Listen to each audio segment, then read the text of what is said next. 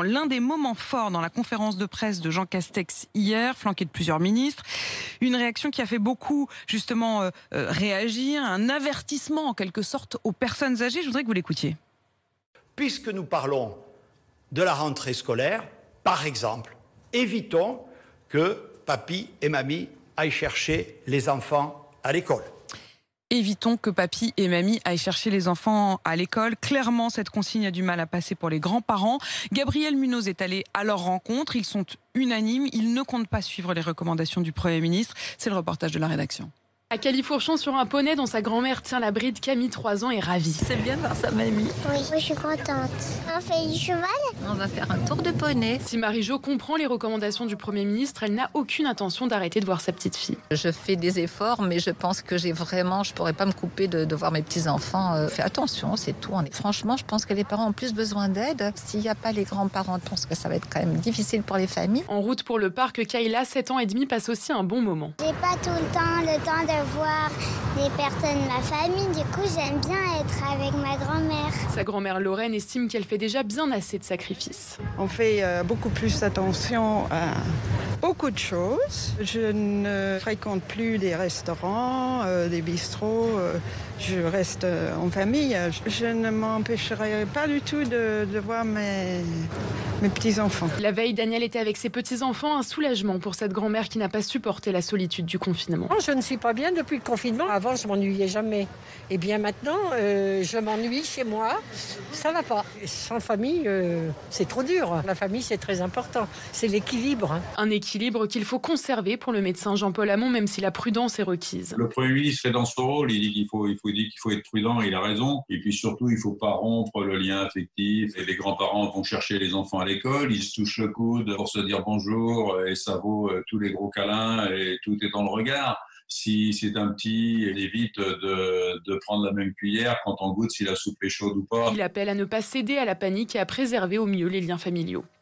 Ça va être compliqué, ça va être quand même difficile, ça va être très douloureux, surtout quand on se souvient cette semaine des témoignages qu'on a entendus, notamment à propos des personnes en EHPAD. Comment est-ce qu'on fait pour se voir, maintenir le lien et en même temps protéger? Est-ce que vous allez renoncer, Charles? Est-ce que les grands-parents voient les enfants? C'est un peu paradoxal parce qu'ils les ont beaucoup vus cet été. Bah oui. Il y a eu un peu de relâchement sur les gestes barrières. Là, depuis le retour à Paris, on fait de l'extérieur, du jardin ensemble, en essayant de respecter des gestes barrières. Bah, c'est pas mal ça comme compromis.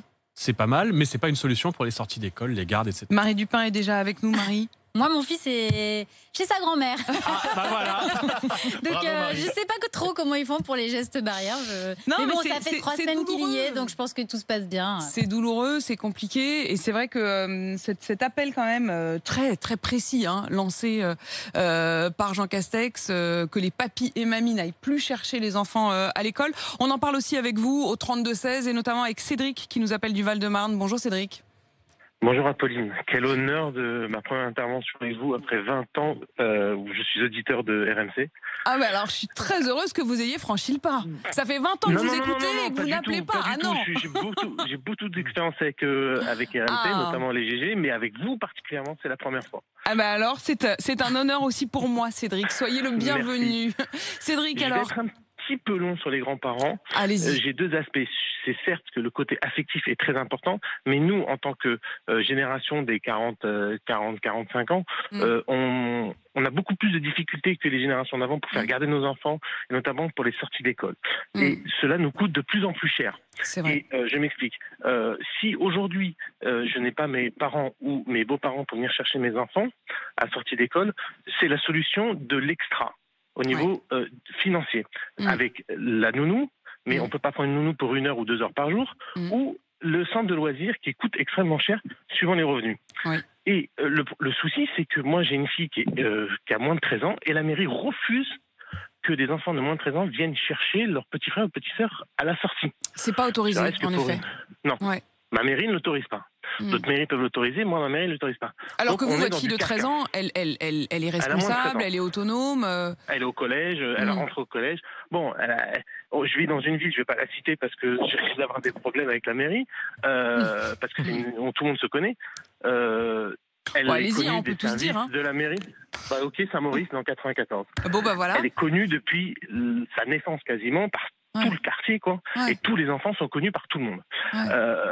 Donc, c'est du Kafka.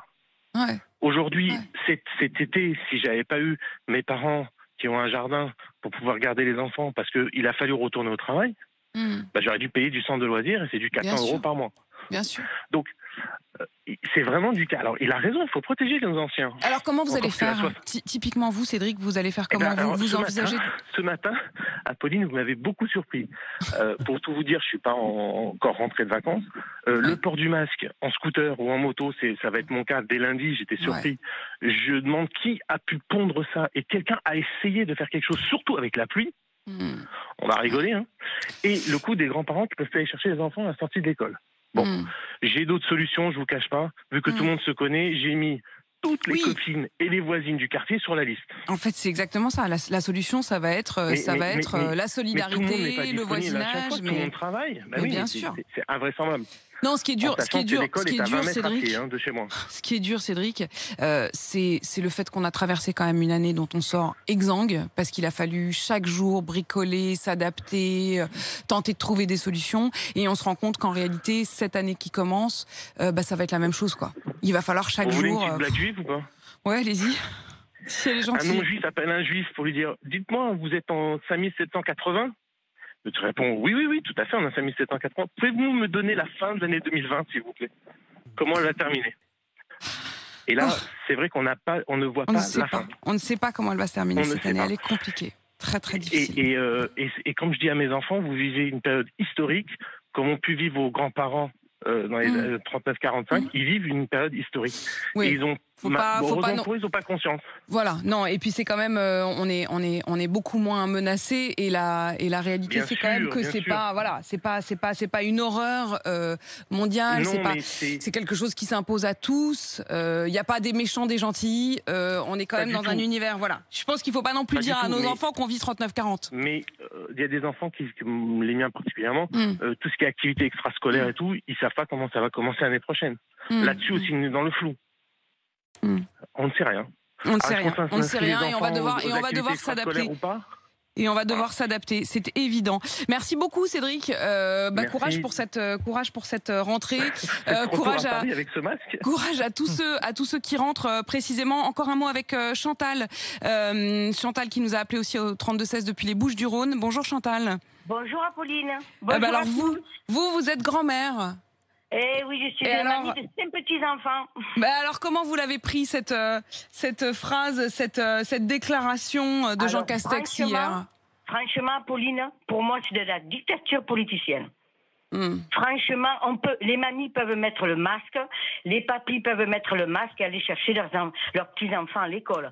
J'ai toujours amené mes petits-enfants, je suis toujours allée chercher mes petits-enfants à l'école. Je ne comprends pas cette attitude. Surtout que c'est vrai que nous avons vécu une période très difficile, comme vous venez de le dire.